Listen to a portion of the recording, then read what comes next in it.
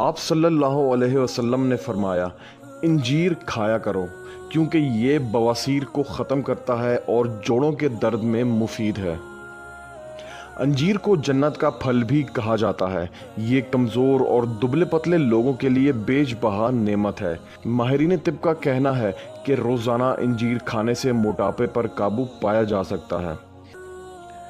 حضرت تمیم داری رضی اللہ تعالیٰ عنہ نے ایک مرتبہ نبی پاک صلی اللہ علیہ وسلم کی خدمت میں کشمش کا تحفہ پیش کیا تو آپ نے کشمش کا ایک دانہ ہاتھوں میں لے کر صحابہ کرام سے فرمایا کہ اسے کھاؤ، یہ بہترین کھانا ہے، یہ تھکن کو دور کرتا ہے، غصے کو ٹھنڈا کرتا ہے، اعصاب کو مضبوط کرتا ہے، چہرے کو نکھارتا ہے اور بلغم کو نکالتا ہے۔